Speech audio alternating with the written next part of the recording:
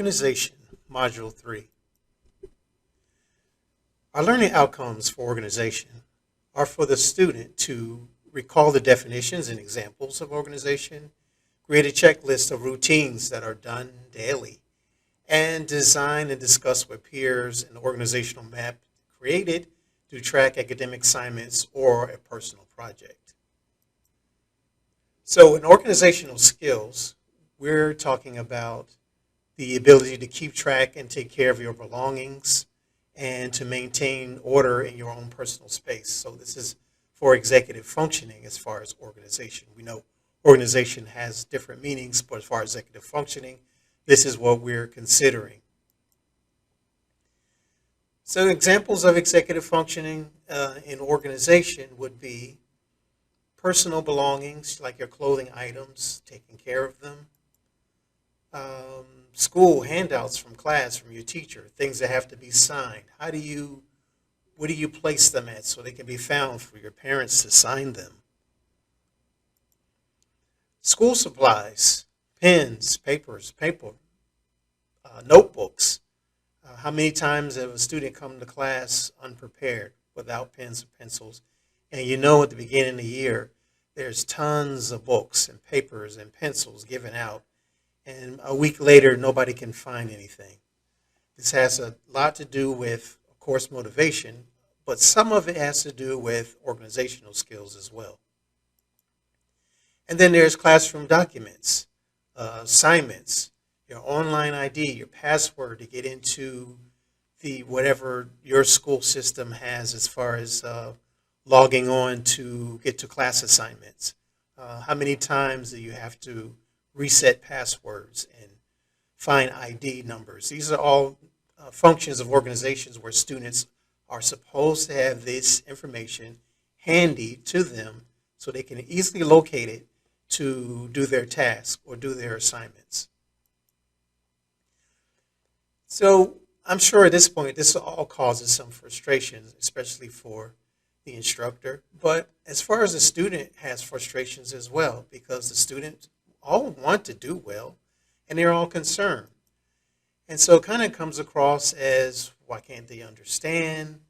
And this also has an effect on the student because they feel like themselves, man, why can't I get it together, right?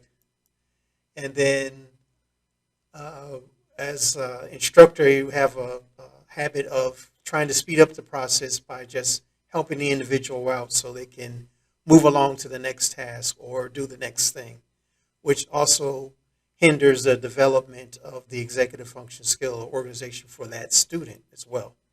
So the homework is late or completely missing or just not there at all. Therefore, you're required to give them the grade that they deserve, even though they can't find their information. So it can be frustrating to instructor, and like I said, it's for the students as well. So they're constantly losing things like keys, their phone, out of class because I can't find my phone, left my wallet, or a clothing item somewhere that's lost. And these are all cause frustration for the student as well as the instructor or the teacher. But there's some things that can be done, especially for the learner and for the instructors to be patient, okay? And learn to develop some strategies for success, right? The students feel just as bad as the instructors do because things aren't the way they're supposed to. Every student wants to do good, right? So develop a strategy, and then with practice, the deficits can be overcome, or they will be a lot less, but it takes consistent practice and effort that has to be done. So in conclusion, remember, there are various levels to organizational deficits for learners. Some only do it with homework or other certain instances. But if you find one across the board, then that just means they need more help with the executive function skill of organization. So planning and organization work together, and therefore using the checklist, planning, and then organizing ideas, thoughts, clothing, schoolwork, organizing and putting that together can really make a difference in the level of productivity for the student. And developing the consistent habit of doing things over and over again for the betterment of the student.